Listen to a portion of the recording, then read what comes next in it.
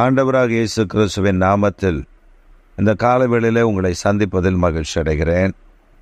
இன்றைக்கு நம்முடைய தியானத்திற்காக நாம் தெரிந்து கொள்கிற வேத வசனம் எசேக்கியேல் தீர்க்கதரிசன புஸ்தகம் 36ஆம் அதிகாரம் 36வது வசனம்.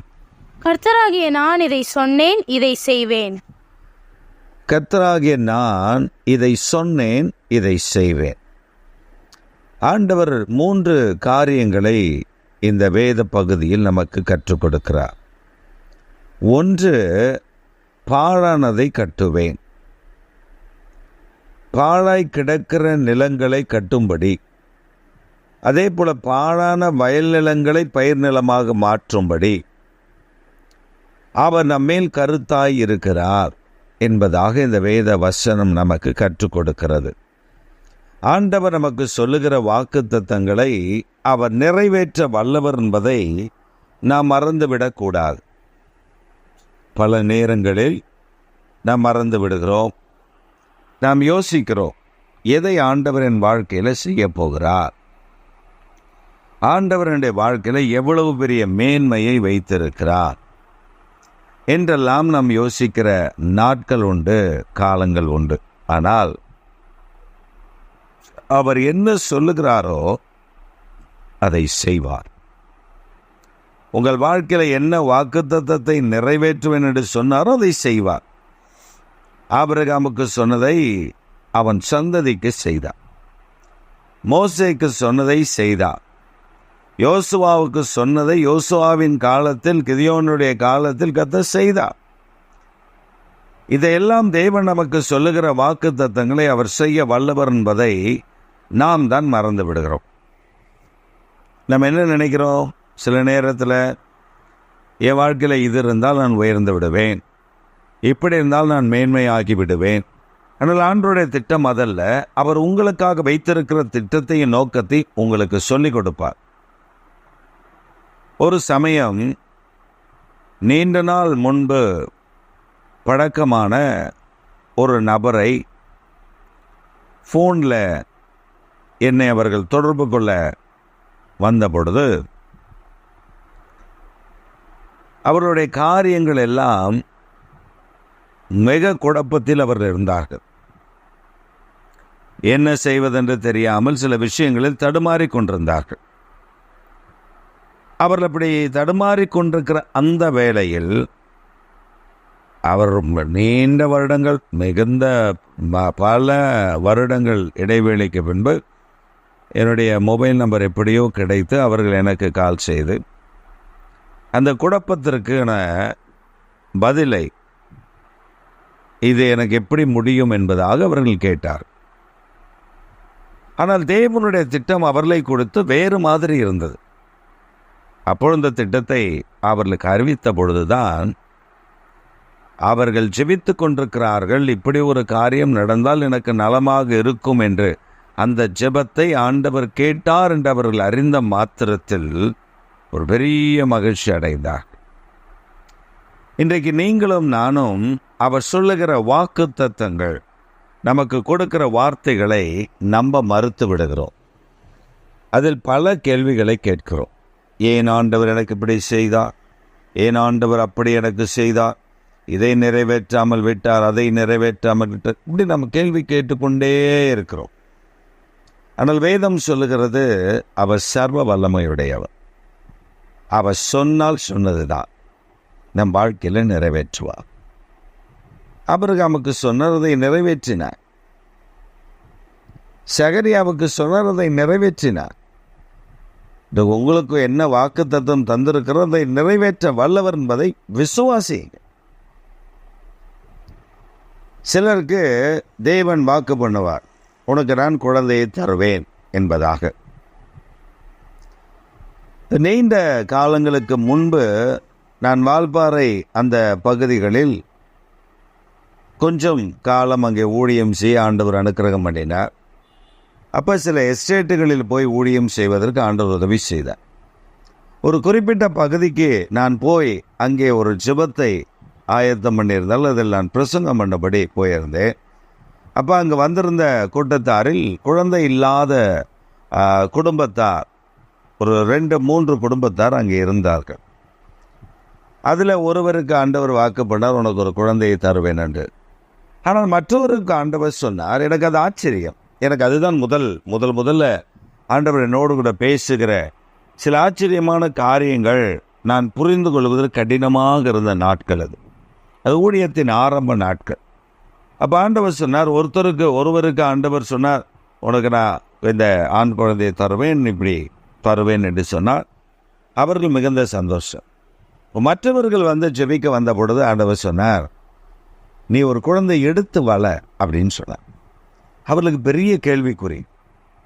என்ன, அவங்களுக்கு குழந்தை பிறக்கும்னு சொல்கிறாரு, இவங்களுக்கு எடுத்து வளன்னு சொல்லி மிகுந்த கோபத்தோடு மூர்க்கத்தோடு அவர்கள் புறப்பட்டு போனார்கள்.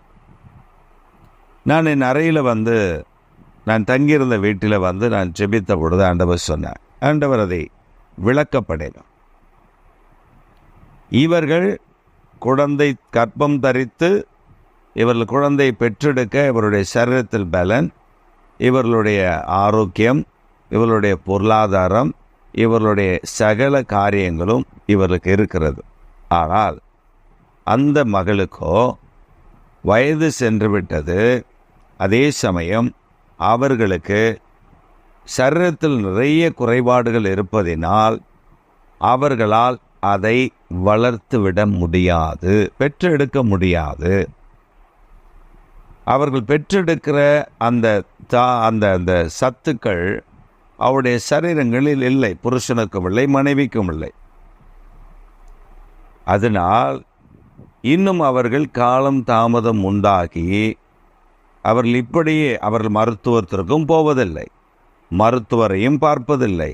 அவர்கள் ஆண்டவர் எனக்கு அற்புதம் செய்வார் என்று விசுவாசத்தில் இருக்கிறோம் என்று சொல்லிக்கொண்டு மற்ற காரியங்களை அவர்கள் ஈடுபடுகிறார்கள். அதுதான் ஹைலைட்.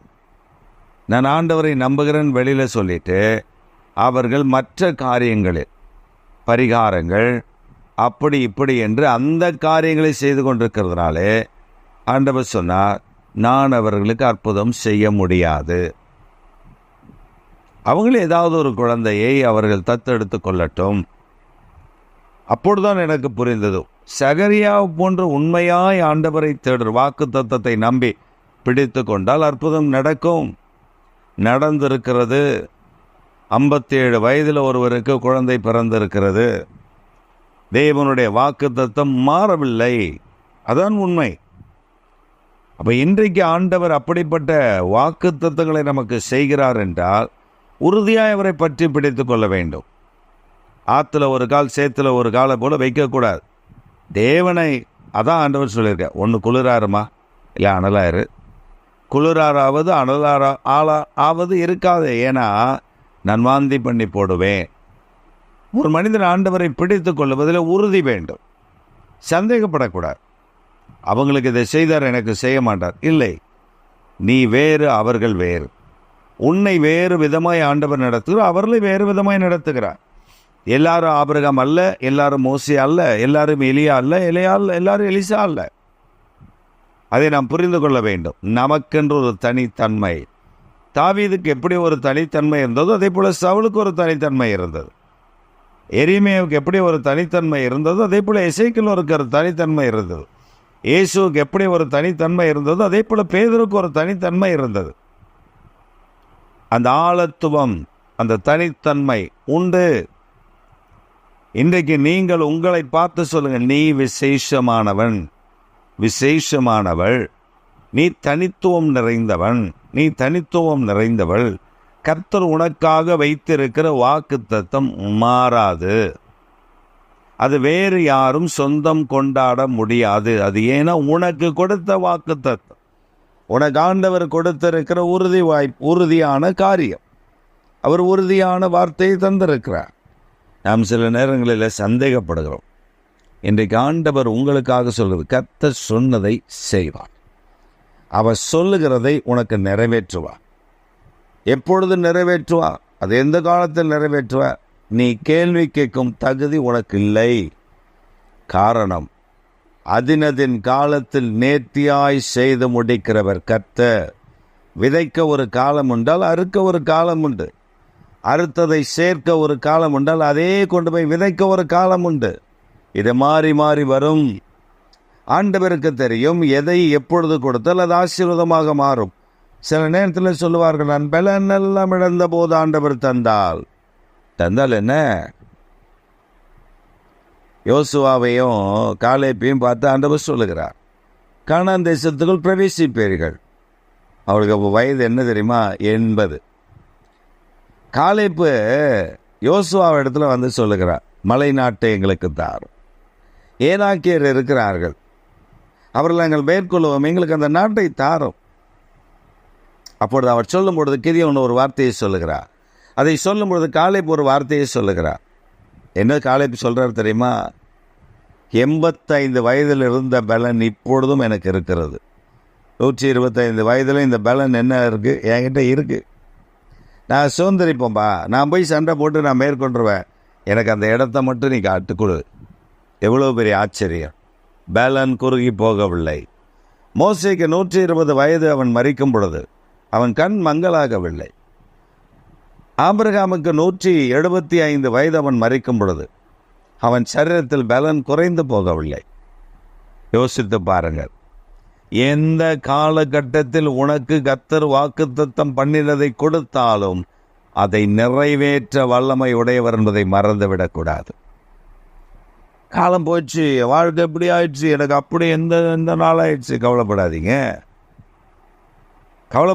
உங்களுக்கு தருவேன் என்று சொன்னவர் தருவார். உங்களை ஆசீர்வதிப்பேன் என்று சொன்னவர் ஆசீர்வதிப்பார்.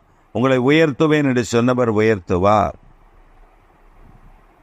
நீ ஏன் கவலைப்பட்டு கலங்க வேண்டும்? நீ ஏன் கவலைப்பட்டு கலங்கணும்? தேவன் உனக்கு வாக்குத்தத்தம் கொடுத்ததை நிறைவேற்ற வல்லவர். You have to wait in God's feet. You have to listen to the Lord. You have to believe that God given the promised word to you. The promised word contained life in it. அது அந்த வாக்குத்தத்தமானது ஜீவன் உள்ள வாக்குத்தத்தம். அதை மறந்துடாதீங்க. சில நேரத்தில் நம்ம மறந்து போயிடும், மறந்து விடுறோம். நீங்க பார்த்தீங்கன்னா ஆமைகளை பார்ப்பீங்க. ஆமைகளை நம்ம வீட்டுக்குள்ளே வந்தால் ஆமை பூந்த வீடு விளங்காது அப்படின்னு சொல்கிறத நம்ம கேள்விப்பட்டிருப்போம், நம்மளுமே பார்த்துருப்போம். ஐயோ ஆமையா வந்துடுச்சு, அவ்வளோதான் அந்த வீடு சொல்லுவோம்ல. ஆனால் இந்தியாவை விட்டு சீனாவுக்கு போனீங்கன்னா சில கிராமங்களில் ஆமை அவர்கள் வீட்டுக்கு வாசலில் வைத்திருக்கிறார்கள். ஏன் அவங்க வீட்டு வாசலில் வைக்கணும்? எதுக்காக வீட்டு வாசலில் வைக்கிறாங்க? ஆமை எதுக்கு வீட்டு வாசலில் வச்சு பார்க்குறாங்க அப்படின்னா, அந்த ஆமையை 2 ஆமையை வீட்டு வாசலில் வச்சு உள்ளே வருவதற்கு உள்ளே அடைக்கிறாங்க அந்த ஆமையை. அந்த ஆமைக்கு எதையாவது கொட்டு, என் வீட்டுக்குள்ளே வா, அது ஆசீர்வாதத்தை தருன்னு சொல்கிறாங்க. நாம் ஆமையை பார்க்கும்போது எப்படி பார்க்குறோம்? It's a slow animal. ஒரு மிகவும் ஸ்லோவானது. ஆமை நடக்கிறத பார்க்குறோம், ஆமை ஓடுறத பார்க்குறோம், ஆமை நடக்கிறதெல்லாம் இது என்ன அவ்வளோ ஸ்லோவாக நடக்குது சொல்கிறோம்ல. நம்ம ஊரில் கதையும் இருக்குது, ஆமையும் முயலும், பின்பு ஆமை தான் ஜெயித்தது. எப்படி? அது பொறுமையாக நடந்து வந்துடும். ஆனால் உலகத்திலேயே தண்ணீரில் அதிக கிலோமீட்டர் அதிக ஃபாஸ்டாகி போகக்கூடிய அனிமல்ஸ் எதுன்னு பார்த்தீங்கன்னா ஆமை தான். அவ்வளோ ஸ்பீடாக நீந்துவான். அது நீந்தாது, பொறுமையாக தான் நீந்தும். சுறாவை விட திமிங்கலத்தை விட இது அதிக தூரம் பிரயாணம் பண்ணும். வட துருவத்தில் இருந்துச்சுன்னா தென் துருவத்தில் அது முட்டை போடுற இடம் இருந்துச்சுன்னா தென் துருவத்துக்கு வந்துட்டு போவோம், விசிட் பண்ணோம். எத்தனாயிரம் கிலோமீட்டர் அதெல்லாம் அதுக்கு பிரச்சனை கிடையாது. ஏன் தெரியுமா? அது ஒன்று தான் அதுக்கு கடவுள் கொடுத்துருக்கிற ஞானம். கடலில் போயிட்டு எந்த பக்கம் போகணுன்னு அது தீர்மானிக்குதோ அது வெயிட் பண்ணும். அந்த இடத்துல நீரோட்டங்கள் இருக்கான்னு பார்க்கும். கடலுக்கு அடியில் பல நீரோட்டங்கள் இருக்கும்.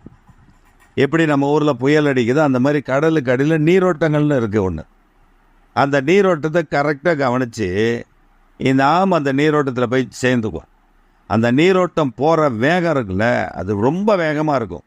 அந்த வேகத்தில் இவர் போய் எந்த திசையில் இவர் போகணுமோ அந்த திசையில் போகிற நீரோட்டத்தில் சேர்ந்து எந்த எல்லைக்கு போகணுமோ அந்த எல்லையில் கரெக்டாக போய் அந்த எல்லையை போய் சேர்ந்துடும். இது பெரிய ஆச்சரியம். ஆராய்ச்சியாளர்களுக்கு இது பெரிய ஆச்சரியத்தை தந்தது. ஏன் தெரியுமா? அது தன்னுடைய பலவீனத்தை யோசிக்கவில்லை, அது தன் பலவீனத்தை நம்பவில்லை, அது தன்னுடைய இயலாமையை அது நம்பவில்லை. ஆனால் அது செய்த காரியம் ஒன்று, தன்னால் முடியவில்லை, ஆனால் முடிந்ததை வைத்து தன்னை வெற்றிக்குள் கொண்டு போய் விடுகிறது. இதான் நமக்கும். நாம நினைக்கிறோம், ஐயோ என்னால் இது முடியாது, ஐயோ என்னால் அது முடியாது. ஆனால் நமக்கு வாக்குத்தத்தம் பண்ணின வாக்குத்தத்தத்தை அப்படி பிடித்து கொண்டதில் அது நீரோட்டம் போன்றது. அப்படி உங்களை தூக்கிட்டு போய் எந்த இடத்துல டெஸ்டினேஷன் போகணுமோ அங்கே கொண்டு போய் இறக்கிறோம். அந்த வாக்குத்தத்தத்தை நிறைவேற்றி விடும். நான் வாழ்க்கையில் அனுபவித்து இருக்கிறேன். வாக்குத்தத்தங்களை அவர் கொடுத்துட்டானா பிடிச்சுக்குவோம். அந்த வாக்குத்தத்தத்தை நிறைவேற்ற வல்லவர். ஆம் பிரியமான தேவனுடைய பிள்ளைகளே, இன்றைக்கு ஆண்டவர் உங்களுக்கு அதை தான் சொல்கிறார். உனக்கு ஒரு வாக்குத்தத்தத்தை கொடுத்துட்டா அவர் நிறைவேற்றுவார். கர்த்தர் நிச்சயம் அதை நிறைவேற்றுவார் என்று வாக்கு பண்ணி இருக்கிறார். நீங்கள் சோர்ந்து போகாதிருங்கள். ஐயோ என் காலம் கடந்து விடுது, பயப்படாதிருங்கள். ஐயோ இது எப்படி நடக்கும்? நடக்கும். வாக்கு பண்ணிட்டார்ல, செய்வார். அதை நிறைவேற்ற வல்லவர் உன் அருகில் இருக்கிறார். இந்த வாரத்தில் நீ போன வாரமெல்லாம் கண்ணீர் வடிச்சிருப்பில்ல, நீங்கள் கண்ணீர் வடித்து கலங்கி நின்றுருப்பீங்கள்ல.